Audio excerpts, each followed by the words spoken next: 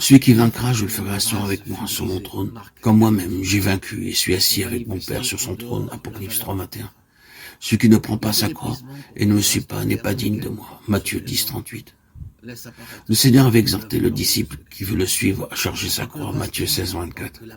Mais ce n'est qu'après avoir passé lui-même par la mort à la résurrection, après son retour auprès du Père, qu'il expliqua la croix et ses droits sur ceux qui veulent le suivre. Par l'apôtre Paul, le serviteur qu'il s'était choisi. Il y a remarqué que l'apôtre n'exhorte pas ceux à qui il écrit à prendre leur croix, mais celle de Christ, croix déjà victorieuse. Pourquoi il invite le disciple à partager le triomphe de son Seigneur? La prédication de l'apôtre explique l'appel de l'agneau à porter la croix alors qu'il se préparait à monter au calvaire. Et les paroles du Christ illuminent la prédication de Paul. Bien que la croix de Christ ait déjà triomphé et que l'œuvre de délivrance des puissances de l'enfer soit un fait accompli, il reste que nous, croyants, devons la porter à notre tour et suivre l'agneau dans le chemin du calvaire où il nous a précédés.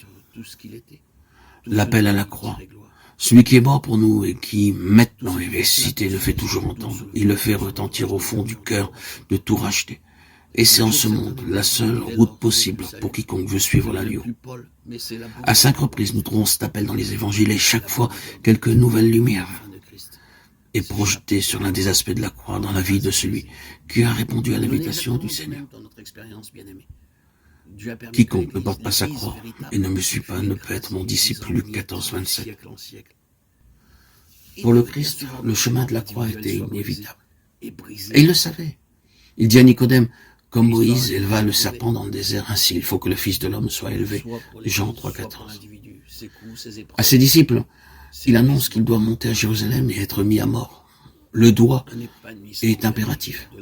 Il faut qu'il en soit ainsi, dit-il. Et ailleurs, j'ai d'autres brebis, il faut que je les amène. Jean 10, 16. Il faut que je donne ma vie pour les brebis, pour les amener au Père. Y aurait-il pour les disciples un autre chemin que celui que le Christ a suivi? Évidemment non. Le « il faut » résonne aussi dans leur cœur. Il leur faut donner leur vie. Il leur faut prendre la croix ou renoncer à être ses disciples.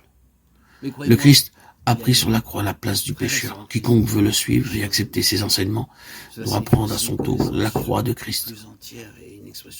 Lorsque les disciples avaient commencé à suivre Jésus de Nazareth, ils n'avaient sûrement jamais entrevu la possibilité du calvaire. Jésus les avait appelés.